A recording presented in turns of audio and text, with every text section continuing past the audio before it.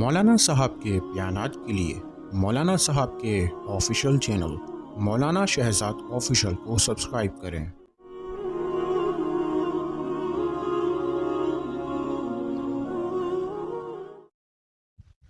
اگر آپ انشاءاللہ ان باتوں کو اچھی طریقے سے سنیں گے تو حقیقت میں آپ کو سمجھ میں آئے گا کہ کامیابی کیا ہے، لیکن ہم کامیابی کس کو سمجھتے ہیں، ناکامی کیا ہے لیکن ہم اسی کو کامیابی سمجھتے ہیں۔ اللہ رب العالمین نے سورۃ الشمس کے اندر اپنے کلام مجید کے اندر ایک بہت اہم بات بتلائی۔ اگر اللہ تعالی بغیر قسم کھائے، بغیر اتنی چیزوں کو سامنے رکھتے ہوئے اپنے ارشاد کو اپنے کلام کے اندر اپنے کلام کو بتا دیتے تو ہمیں یقین 100% آ جانا تھا اور آ جانا چاہیے۔ لیکن قسمیں کھا کر جب ایک چیز کو بتایا جا رہا ہے اور قسم بھی رب العالمین کھا رہے ہیں، ایک کی نہیں، دو کی نہیں، تین کی نہیں، بلکہ 7 قسمیں کھا کر اللہ کریم کسی چیز کو بتانا چاہتے ہیں تو اس کا مقصد یہ ہے کہ بڑی اہمیت کی حامل چیز ہے کہ جس کو رب تعالیٰ بھی قسمیں کھا کر 7 قسم کھا کر بتانا چاہتے ہیں کہ لوگوں یہ قسمیں کھا کر آپ کو یقین دہانی نہیں بلکہ بتایا جا رہا ہے تاکیداً یہی کامیابی ہے اور یہ ناکامی ہے۔ آپ نے دیکھا ہے اصول اور ایک ضابطہ، ایک قاعدہ ہمارے بھی ہاں یہ ہے کہ اگر کوئی بندہ کسی کو کسی چیز کی یقین دہانی کروائے، کسی چیز کی طرف لانا چاہے، کسی چیز کی اہمیت اور حیثیت کو بتانا چاہے تو سب سے پہلے اس سے پہلے کچھ نہ کچھ تمہید باندھتا ہے، اس سے پہلے کوئی موضوع بناتا ہے، اس سے پہلے کچھ قسم کھا کر بتاتا ہے کہ حقیقت میں واقعی یہ چیز ہے اور حقیقی چیز یہ ہے، اہمیت کی حامل یہ چیز ہے۔ بعینہ اسی طرح رب العالمین تو ان اللہ علیم بذات الصدور ہے، لوگوں کے دلوں کے بھیدوں کو جانتے ہیں۔ اللہ تعالیٰ نے انسانیت کے دلوں کے اندر جو چیزیں ہوتی ہیں انہی کے مطابق، انہی کی حیثیت، انہی کی اوقات کے مطابق اللہ کریم نے بھی ان کو سمجھانے کی کوشش کی ہے نا۔ بھی ہمارے ہاں بھی معاشرے کے اندر یہ المیہ ہمارا کہ کوئی چیز بتائی جاتی ہے اہمیت والی، اعلیٰ چیز، عرفہ چیز، بلند والی چیز، تو اس کی پہلے قسم کھا کے خدا کی قسم یہ مسئلہ یوں ہے، سامنے والا بندہ اس کی تحقیر کرتا ہے، سمجھتے ہیں کہ ٹھیک ہے بھائی یہ اسی طرح ہو سکتا ہے، تصدیق کرتے ہیں۔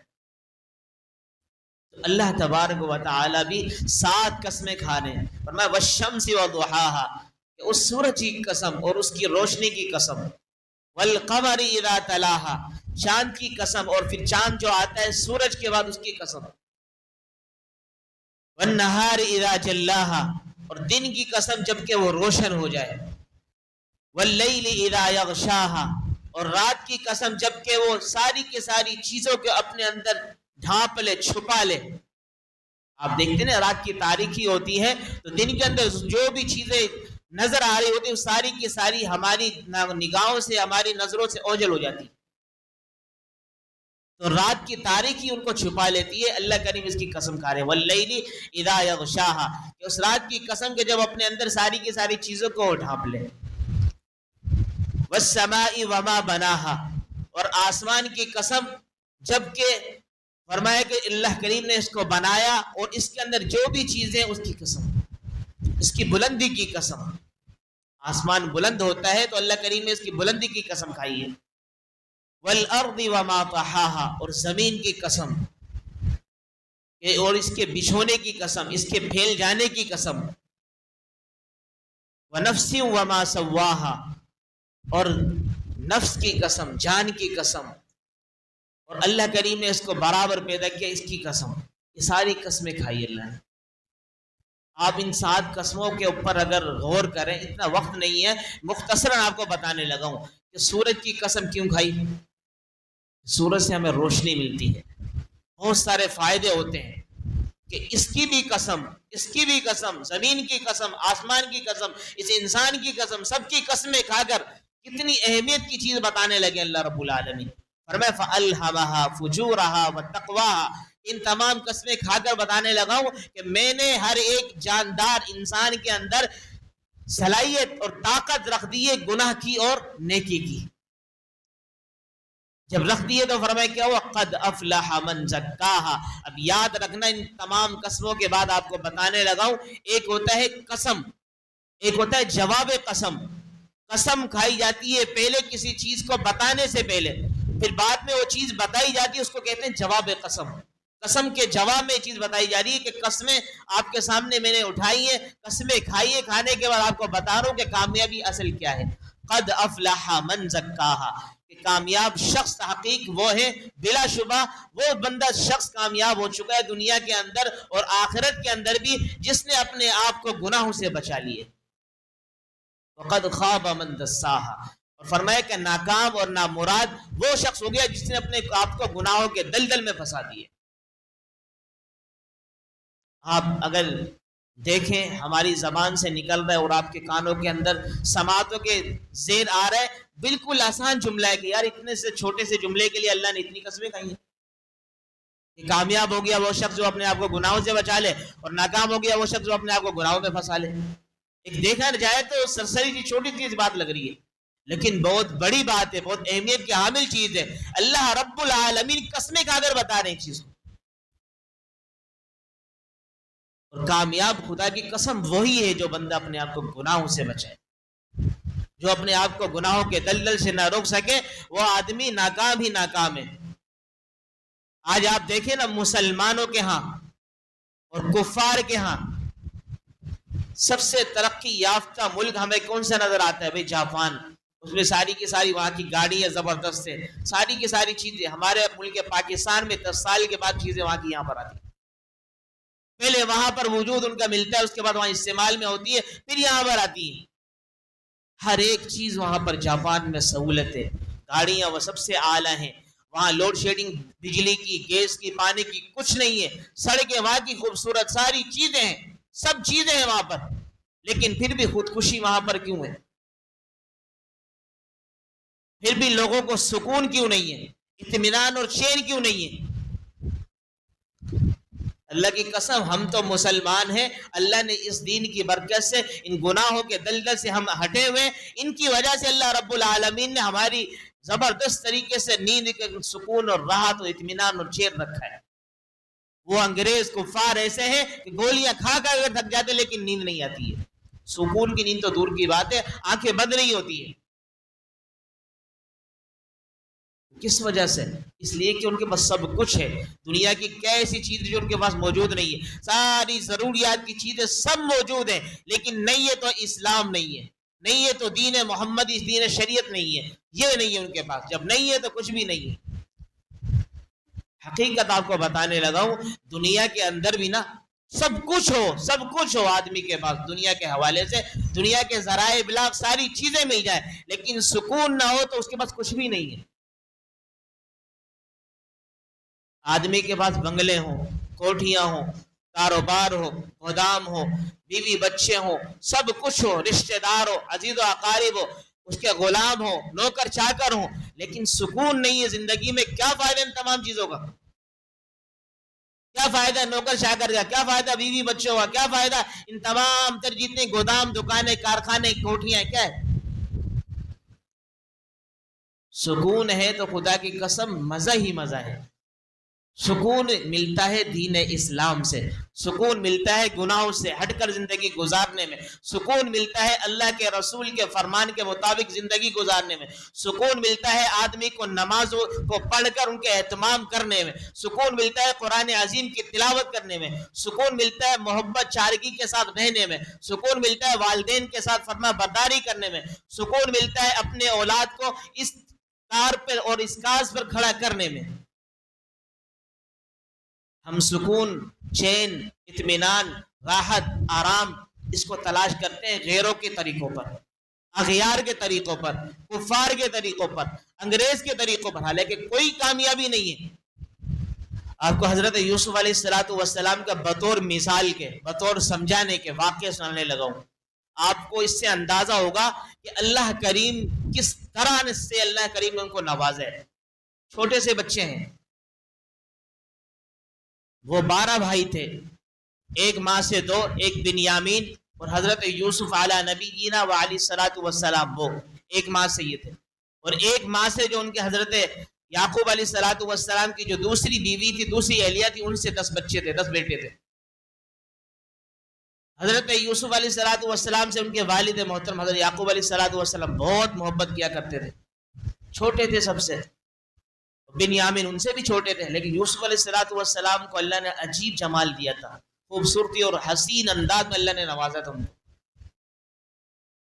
تو بہت پیار کیا کرتے تھے۔ ان کے بھائیوں نے دیکھا کہ یار یہ تو ہمارے والد ان سے سب سے زیادہ پیار کرتے ہیں اور ہم سے اس طرح کا پیار نہیں کرتے۔ انہوں نے ایک تدبیر سوچی، سوچنے کے بعد سب کچھ سارے معاملات کرنے کے بعد انہوں نے یہ سوچا کہ آپ ان کو تیار کر دیں، ہمارے ساتھ کھیلنے کے لیے جائے، کھیلنے کے لیے اپنے ساتھ لے گئے وہاں پر، یہ بہانہ تھا، وہاں جا کے کنویں میں ڈالا، چھوٹا سا بچہ ہے، اندازہ لگاؤ کنویں میں ڈال دیا گیا، کنویں میں سے نکال کر وہاں پر کسی عزیز مصر جو تھی، بادشاہ جو تھا مصر کا، ان کی بیوی کیا غلام بن کر رہے، گھر کے اندر رہتے تھے، غلامی میں زندگی بسر کر رہے تھے، بڑے خوبصورت تھے، نوجوان تھے، حسین تھے، غیر شادی شدہ تھے، ساری چیزیں وہاں پر رہنے لگے۔ اندازہ لگاؤ بھائیوں نے کس پستی میں ڈال دیا تھا، بھائیوں نے کنویں کی پستی، گہرائی کے اندر، عمق، ایک عمیق کے اندر ڈال دیا، بالکل گہرائی میں نیچے۔ وہاں سے اللہ رب العالمین نے نکلوایا، نکلنے کے بعد پھر عزیز جو مصر تھا ان کی بیوی کے پاس اللہ رب العالمین نے ان کو بھجوایا، وہاں پر ان کی پرورش میں رہے، یہاں تک کہ پھر ان کی جو اہلیہ تھی ان کی نیت خراب ہونے لگی، گناہ کی طرف ان کو آمادہ کرنے لگی، گناہ کی طرف ابھارنے لگی، گناہ کی طرف لاگنے لگی، گناہ کی طرف پھسلانے لگی۔ قرآن عظیم نے عجیب طریقے سے اس کو ذکر کیا ہے، وراودته التي هو في بيتها عن نفسه، جو عزیز مصر ان کی جو بیوی تھی زلیخا، اس نے پھسلایا کن کو؟ اس کو، ہوا فی بیتہا، جو ان کے گھر میں تھے حضرت یوسف علیہ السلام۔ اب اندازہ لگا یوسف علیہ السلام میں 5 چیزیں پائی جا رہی ہیں، یہ 5 چیزیں جن کے اندر ہو گناہ سے بچنا ان کے لیے بہت نہایت مشکل۔ نمبر 1 حسین تھے، جمیل تھے بہت، نمبر 2 نوجوان تھے، نمبر 3 غیر شادی شدہ تھے، نمبر 4 خاتون کی طرف سے دعوت تھی گناہ کی، نمبر 5 اور وہ خاتون کون تھی؟ بادشاہ کی بیوی تھی، ان کو پتہ ہے کہ اگر اس بات کو تسلیم نہیں کروں گا تو میرا وہ حشر ہوگا، یاد رکھوں گا میں، بادشاہ کی بیوی کی اگر بات کو میں نے تسلیم نہ کیا، اس کی بات کو لبیک کہتے ہوئے اس کی طرف نہ آیا، تو یہ کیا، میرا تو کوئی جاننے والا مصر میں ہے بھی نہیں، اگر مجھے نکال دیا کوئی رکھنے کو تیار نہیں ہے، پھر نکالنے والا بھی کون ہے؟ بادشاہ کے گھر سے نکالا جا رہا ہے، کیا بدنامی ہوگی۔ لیکن حضرت یوسف علیہ السلام نے کہا معاذ اللہ کی پناہ، میں اس گناہ سے بچنا چاہتا ہوں، میں ہرگز نہیں کروں گا، یہ اپنے آپ کو گناہ سے بچایا، ایسے وقت میں گناہ سے بچایا جس میں بچنا نہایت ہی مشکل تھا۔ اندازہ لگاؤ نہیں، اللہ نے اپنے انبیاء علیہ السلام کو معصوم رکھنا ہے، اور معصوم شخصیات ان سے گناہ سرزد ہوتا ہی نہیں ہے، تو کہا معاذ اللہ انہ احسن مثوایا ربی، کہ میرے رب تو وہ پروردگار ہے جس نے بڑا بہترین ٹھکانہ دیا ہے، کوئی مجھے ضرورت نہیں یہاں کی۔ فوراً یہ کہنے کے بعد وغلقت الابواب، فوراً دروازے اس نے بند کر دیے، کس نے؟ زلیخا نے، اور اس کو پھسلانے کی کوشش کی۔ انہوں نے کہا اللہ میں کر کیا کر سکتا ہوں، وہ دروازے کی طرف بھاگے، دیکھا دروازے بندے، کنڈیاں لگی ہوئی ہیں، تالے لگے ہوئے، وغلقت الابواب کا مطلب ہے دروازے کو تالے کے ذریعے سے بند کر دیا گیا۔ دروازے کی طرف بھاگنا یوسف علیہ السلام کا کام ہے، اور دروازے کو کھلوانا رب العالمین کا کام۔ یہ سارے معاملات ہوئے، پھر انہوں نے دیکھا تھی تو میرے ہاتھ سے نکل گیا، اب میں اس طرح ان کو پھنساؤں گی، یاد رکھے گا۔ یوسف علیہ السلام کے بارے میں بھئی فیصلہ ہونے لگا، قاضی القضات بیٹھے ہوئے، سارے معاملات ہو رہے کہ کیا ہو رہے بھئی، یہ عزیز مصر کی بیوی کے ساتھ اس طرح کے معاملات ہو رہے، اور یہ کرنے والا ایسا شخص ہے کہ جس کو پالا بھی، بڑا کیا، غلام ہے، اور یہ ہماری بیوی کے اوپر حملہ کرتے ہیں، نعوذ باللہ۔ پھر اللہ رب العالمین نے ان کی گواہی کے لیے انہی کے فردوں میں سے ایک فرد کو چنا، بچے کو چنا، انہوں نے گواہی دی کہ ایسا نہیں ہے، یہ دیکھ لینا اگر ان کی یوسف علیہ السلام کی قمیض پیچھے سے پھٹی ہوگی تو سمجھ جانا یوسف علیہ السلام سچے ہیں اور یہ زلیخا جھوٹی ہے، اگر آگے سے قمیض پھٹی ہے تو یوسف علیہ السلام جھوٹے ہیں نعوذ باللہ، یہ سچی ہے. اب دیکھا گیا تو پیچھے سے ان کی قمیض پھٹی ہوئی تھی. اللہ رب العالمین نے ان کی صداقت کو اس قرآن عظیم میں لکھ دیا ہے. اب اندازہ لگانا کہاں کنویں میں بھائیوں نے پھینکا، پستی کے اندر غلام بنے، ایسی زندگی گزری، پھر جیل گئے. جیل جانے کے بعد پھر اللہ رب العالمین کے سامنے رہتے ہوئے گناہ سے بچے. اس گناہ کی برکت سے اپنے آپ کو بچایا، گناہ سے اللہ رب العالمین نے ان کو بچا دیا. اللہ کی رحمت سے، اللہ رب العالمین کے فضل اور کرم سے اپنے آپ کو بچایا. بچانے کے بعد پھر اللہ کریم نے کیا ان کو بادشاہی دی، مصر کے بادشاہ بنایا ان کو. مصر کے بادشاہ تخت پہ بٹھایا. بٹھانے کے بعد جو بھائی ان کو کنویں میں ڈال کر گئے تھے وہی اناج اور غلہ لینے کے ان کے دربار میں آ گئے. یہ ہوتا ہے اللہ رب العالمین کی طرف سے مرتبے کا دینا، مقام کا دینا، منصب کا دینا، عہدے کا دینا، جب بندہ گناہوں سے بچتا ہے. ارے خدا کی قسم ہم سمجھتے گناہ کر کر کے، رشوت کھا کر، اسی طریقے سے کسی سے کچھ لے کر، سود بازی سب چیز حرام خوری کرنے کے بعد ہم امیر بنے. یہ نہیں ہے امیر بننا. آپ کے پاس لاکھوں کروڑوں روپے آ گئے، آپ کو کیا ملے گا؟ کچھ بھی نہیں ہے. آپ نے لاکھوں روپے کسی سے گبن کر لی، ایک سیکنڈ میں آپ کو بیمار، آپ پڑ گئے، مر گئے، یہ کوئی کامیابی ہے؟ آپ کو 1 روپیہ نصیب نہیں ہوا. ایک یہ ہے کہ آپ کے پاس 15,000 20,000 10,000 روپے حلال طریقے سے آئے اور اللہ رب العالمین کے سامنے ڈرتے ہوئے زندگی گزارو. پھر دیکھنا آپ کے 10-12,000 سے اللہ آپ کو وہ منصب اور وہ مرتبہ دیں گے، دنیا والوں کے دلوں کو پر آپ راج کریں گے. تو اس لیے حقیقی کامیابی کیا ہے؟ گناہوں سے بچنا ہے، گناہوں سے اپنے آپ کو دور رکھنا ہے. گناہوں کے دلدل میں جو پھنستا ہے وہ تو ناکام اور نامراد ہے. انگریز کامیاب نہیں، اللہ کریم نے ان کے بارے میں بتایا ہی نہیں ہے کہ وہ کامیاب ہے، ناکام ہی ناکام ہے. بتایا رہتا ہے کہ جاپان اور امریکہ کے لوگ کیوں خودکشی کرتے ہیں؟ ان کے پاس تو ساری چیزیں، پھر کیوں کر رہے ہیں؟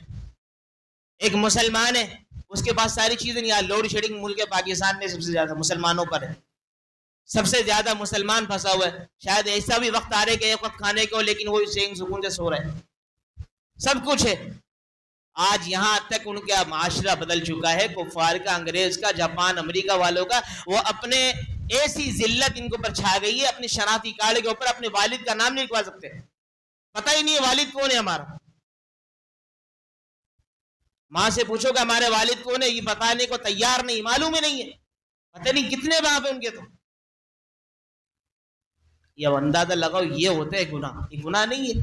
ایک بچہ ولد الزنا پیدا ہو رہا ہے، اس کے والد کا ہی نہیں پتا، شناختی کارڈ کے اندر ماں کا نام لکھا جا رہا ہے. جب باپ کا نہیں پتا، پھوپھی دادا نانا سنگھ کا کہاں سے پتا ہوا؟ رشتے ہی ختم ہے. یہ شریعت محمدیہ آئی ہے جس کے مطابق اللہ رب العالمین نے 100% کامیابی دنیا میں بھی عزت رکھی، آخرت میں بھی عزت ہے. میرا عزیز تھوڑی سی مختصر سی زندگی ہے، اللہ کی قسم یہ بھی بڑے چین اور سکون سے گزری گا اگر ہم گناہوں سے رکیں گے. اور آخرت کی جو ہمیشہ ہمیشہ کی زندگی ہے وہ ایسے زبردست طریقے سے مسلمان ہی کے لیے تو اللہ نے آخرت کو بنایا ہے. زبردست طریقے سے کہیں کیا تذکرہ آتا ہے کہ ٹیک لگا کے مسلمان بیٹھے ہوں گے، یتقیون، دیکھ رہے ہوں گے زبردست طریقے سے، تکیے لگے ہوئے ہوں گے، دیکھ رہے کفار کے ساتھ کیا ہو رہا ہے. میں مثال دیتا ہوں، یہ مثال بنتی تو نہیں لیکن پھر بھی سمجھانے کے طور پہ. آج کے زمانے میں لوگ میچ دیکھتے ہیں بڑے ٹیک لگا کے، زبردست طریقے سے ٹکے لگا کے دیکھ رہے ہوتے ہیں، تبصرہ کرتے ہیں، یہ فلائی کر رہا ہے، یہ بولنگ کرا رہا ہے، یہ بیٹنگ کرا رہا ہے، یہ ساری چیزیں کر رہے ہیں. مزے سے چائے بھی چل رہی ہوتے، کعوہ بھی چل رہا، کبھی کبھار کچھ کھانا پینا بھی چل رہا ہوتے ہیں. وہاں مسلمان جو ہوں گے جنہوں نے زندگی سنت کے مطابق گزاری ہوگی، وہاں مزے سے جہنمیوں کو یوں میچ دیکھ رہے ہوں گے. کیا ہو رہا ہوگا ان کے ساتھ؟ اس لیے میرے عزیزوں، اپنے آپ کو گناہوں سے ہمیں بچانا ہے. اس لیے اپنے آپ کو نیکی میں ڈالنا ہے، نیکی کے طرف چلنا ہے. نیکی اگر ہمارے اندر ہے تو ہمیں خوش ہونا چاہیے، نہیں ہے تو دیکھیں کتنے گناہوں کے دلدل میں اور آپ پھنسے ہیں. گناہوں کو سامنے رکھتے ہوئے اللہ سے معافی مانگے، اللہ سے توبہ تائب ہو جائیں. اللہ رب العالمین کے سامنے گناہ کو رکھے، اے اللہ مجھے یہ گناہ یاد ہے، مجھے معاف فرما. اللہ کریم ایسے گناہ بھی جو میں بھول چکا ہوں کر کے، لیکن رب العالمین آپ تو ان اللہ علیم بذات الصدور ہے، آپ کو تو سب پتہ ہے، آپ ان کو بھی معاف کر دیجیے، مجھے معلوم نہیں. اگر اس طرح انشاءاللہ ہم توبہ کریں گے تو اللہ رب العالمین کے فرمائے کہ دیر نہیں کرتے اللہ تعالیٰ معاف کرنے کے اندر، معافی کو تو نہایت ہی پسند فرماتے ہیں، بہت زیادہ. عجیب حدیث میں الفاظ آتے ہیں کہ اللہ کی ذات ایسی ہے کہ جتنا ان سے مانگتے چلے جاؤ خوش ہوتی. دنیا کا ایک بندہ، ایک دوست بڑا عزیز جو ہمارا بڑا محبوب ہے، جس سے ہمارا واسطہ پڑتا رہتا ہے، ہم ایک مرتبہ 2 مرتبہ 3 مرتبہ اس سے مانگیں گے تو چوتھی مرتبہ بولے گا کیا لگایا ہوا بھائی، اپنا کام کاج کیا کرو، نہیں ہے میرے پاس، جاؤ کسی اور کے پاس جاؤ، یوں بول دے گا۔ لیکن رب العالمین کی ذات ایسی ہے جتنی مرتبہ مانگو اللہ خوش ہوتے چلے جاتے ہیں، خوش ہو کے دیتے ہیں، اگر نہیں مانگو تو اللہ ناراض ہوتے ہیں۔ اس لیے میرے عزیزوں ہمیں اس سے کیا سبق ملتا ہے کہ اللہ سے مانگنا چاہیے، اللہ کا محتاج بننا چاہیے، کسی اور کی محتاجی سے اللہ سے دعا مانگنی چاہیے، اللہ بچائے ہمیں۔ آج ہم اپنوں سے بھی محتاجی، اللہ معاف فرمائے، ہمیں اپنوں سے بھی ضرورت کی چیزیں کرتے ہیں اور غیروں سے زیادہ کرتے ہیں۔ ہونا چاہیے صرف اور صرف اللہ رب العالمین ہی کے سامنے سجدہ کریں، اللہ ہی سے مانگے، اللہ رب العالمین ہی کی عبادت کرے، اللہ رب العالمین کے فرمان پہ حضور علیہ الصلوۃ والسلام کے فرمائے کے طریقوں کے مطابق زندگی گزارے، پھر دیکھنا میری اور آپ کی زندگی کیسے سنورتی۔ اگر میری اور آپ کی زندگی اس نہج پر نہیں ہے، اس منہج پر نہیں ہے، اس طریقے پر اور اصول پر نہیں ہے، تو حقیقت میں اور آپ بڑے خسارے میں جا رہے ہیں۔ ہمیں اپنے ان اعمال پر نظر ثانی کرنی چاہیے، غور کرنا چاہیے، فکر کرنی چاہیے، تدبر کرنا چاہیے۔ اللہ رب العالمین سے دعا ہے کہ جو کچھ کہا سنا سب سے پہلے مجھے اور تمام سامعین کو ان باتوں پر عمل کرنے کی توفیق عطا فرمائے۔ وما علینا الا البلاغ۔